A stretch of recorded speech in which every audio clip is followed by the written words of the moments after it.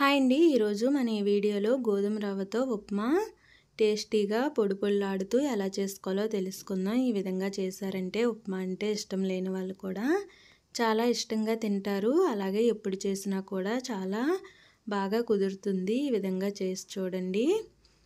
దీనికోసం ముందుగా స్టవ్ పైన ప్యాన్ పెట్టుకొని నెయ్యి వేసుకోవాలి. నేను ఒక 3 స్పూన్ల వరకు వేసుకున్నాను. నెయ్యి హీట్ అయిన తర్వాత ఇందులోకి 1 కప్పు వరకు రవ్వ వేసుకొని కలుపుతూ ఫ్రై చేసుకోవాలి. రవ్వ ఎప్పుడైనా కానీ ఈ విధంగా కలుపుతూ ఫ్రై చేసుకోవాలండి, లేకపోతే కింద మాడిపోతుంది, పైన వేగదు. ఈ విధంగా కలుపుతూ ఫ్రై చేయడం వల్ల రవ్వ మొత్తం బాగా ఫ్రై అవుతుంది. రవ్వ అనేది ఈ విధంగా కలర్ చేంజ్ అయిన తర్వాత స్టవ్ ఆఫ్ చేసుకొని వేరే ప్లేట్లోకి తీసుకోవాలి.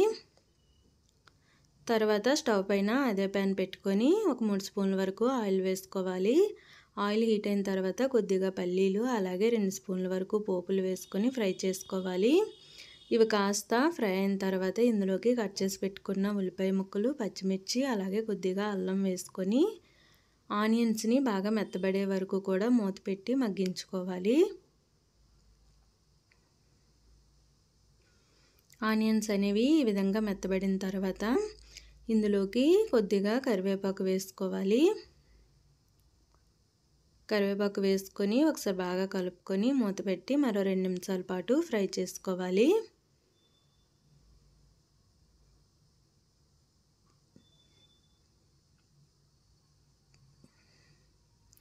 ఈ విధంగా పోపు అంతా కూడా బాగా ఫ్రై అయిన తర్వాత ఇందులోకి మనం కట్ చేసి పెట్టుకున్న టమోటా అలాగే క్యారెట్ ముక్కలు వేసుకోవాలి. బీన్స్ కానీ పచ్చి బఠానీ కానీ ఏవైనా ఉన్నా వేసుకోవచ్చండి. ఈ విధంగా వేసుకున్న తర్వాత ఇందులోకి రుచికి సరిపడా సాల్ట్, కొద్దిగా పసుపు వేసుకోవాలి. పసుపు అనేది ఆప్షనల్ అండి, ఇష్టం ఉంటే వేసుకోవచ్చు లేకపోతే లేదు.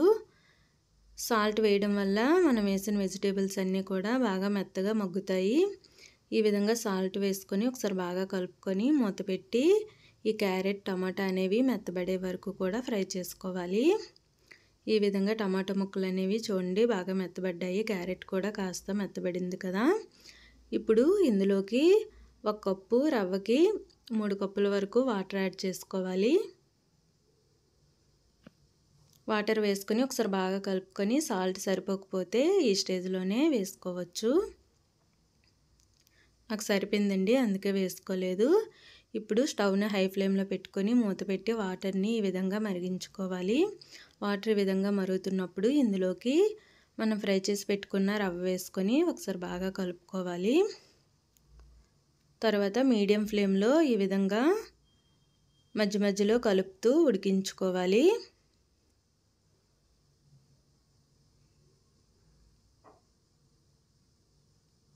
తర్వాత ఒకసారి మూత పెట్టుకొని మరో 2 నిమిషాల పాటు మీడియం ఫ్లేమ్లో ఉడికించుకోవాలి. చూడండి వాటర్ అనేది దగ్గర పడి రవ్వ అనేది ఉడుకుతూ ఉంది కదా. ఈ విధంగా వాటర్ అంతా కూడా బాగా దగ్గర పడిన తర్వాత మూత పెట్టుకొని ఇప్పుడు స్టవ్ని లో ఫ్లేమ్లో పెట్టుకొని మరో 4 నిమిషాల పాటు ఉడికించుకోవాలి. లో ఫ్లేమ్లో పెట్టడం వలన రవ్వ అనేది బాగా మెత్తగా ఉడుకుతుందండి. చూడండి రవ్వ అనేది ఉడికిపోయింది, కాకపోతే కొద్దిగా వాటర్ ఉంది కదా. ఒకసారి అంతా కూడా బాగా కలుపుకొని మూత పెట్టి మరో 2 నిమిషాల పాటు లో ఫ్లేమ్లోనే మగ్గనివ్వాలి. చూడండి మిగిలిన వాటర్ కూడా బాగా ఇంకిపోయింది కదా. ఉప్మా అనేది పొడి పొడిగా వచ్చింది. చల్లారిన తర్వాత ఇంకా పొడి పొడిలాడుతూ వస్తుందండి. ఈ విధంగా ఉప్మా అనేది ఉడికిపోయిన తర్వాత కొద్దిగా ఫైనల్గా కొత్తిమీర వేసుకొని ఒకసారి కలుపుకొని స్టవ్ ఆఫ్ చేసుకోవడమే. సింపుల్గా ఈ టిప్స్తో చేసి చూడండి. గోధుమ రవ్వ ఉప్మా ఎప్పుడు చేసినా బాగా వస్తుంది.